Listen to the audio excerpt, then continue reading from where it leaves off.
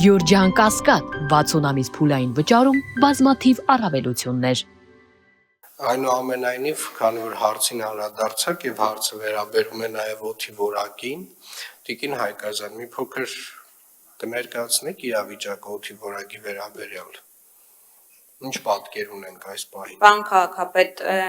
երեկվանից սկսած տարածաշրջան են հերթափանցել հյուսիսից քամի, որի արդյունքում տեսանելիորեն նաև մեր տվիչների 181 տվիչները ցույց են տալիս, որ օդի որակի զգալի բարելավում է տեղի ունեցել, զգալի այնքանով, որ համադրելի է ամառվա ցուցանիշների հետ։ Երեք առավոտյան կազմում էր 29, շուրջ մինչև 30, այսօր 65 եւ 8 PM 2.5-ի ցուցանիշը։ Միևնույն ժամանակ, երբ շարունակաբար ներկայացնում ենք օդի որակի մասին տեղեկատվություն եւ նշում ենք, որ այո եւ մարդածին եւ բնական ուրեմն ազդեցությունների հետևանք է տիրող իրավիճակը, նշեմ, որ առաջիկա ավականու նիստով, այսինքն չենք միայն բավարարվում նրանով, որ կա ցիկլոն կամ անտիցիկլոն, ավականու նիստով երկու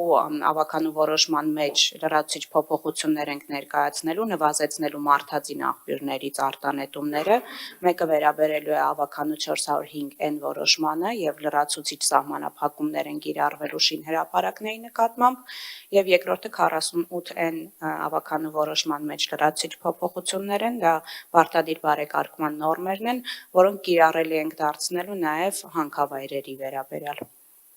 Շնորհակալություն Տիկին Հայկազյան, այսինքն պարոն Խոջյան, դուք քաղաքում շինարարությունը չեք կանգնեցրել, չէ՞։ Ոչ։ Պարոն Հարությունյան, դուք քաղաքում ավտոմեքենաները բոլորը չեք արգելել, չէ՞։ Ոչ։ Պարոն Բեգոյան, դուք շարունակում եք ձեր ծրագրերը եւ դժվար թե հազարավոր հեկտարներով կանաչապատ նոր տարածք ստեղծած լինեք քաղաքում։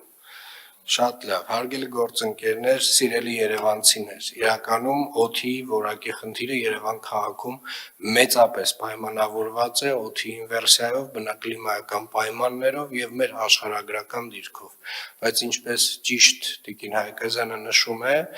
մենք ունենք որոշակի լծակներ, թեկուզ շատ փոքր չափով, բայց ազդելու օդի որակի վրա եւ այդ առումով ամբողջապես այն աշխատանքները, որոնք որ արվում են, կարծում եմ, այն որոշակի ազդեցություն թողնելու են, բայց ինչ վերաբերում է գլոբալ փոփոխություններին, մենք այնուամենայնիվ պետք է շարունակաբար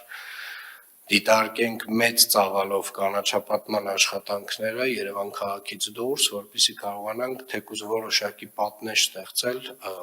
այն քամիների համար, որոնք որ բերում են այդ սմոգը, այդ օդը դեպի քաղաք, շատ դժվար բան եմ ասում, բայց կարծում եմ իրագործելի բան է եւ այդ ուղղությամբ պետք է աշխատենք։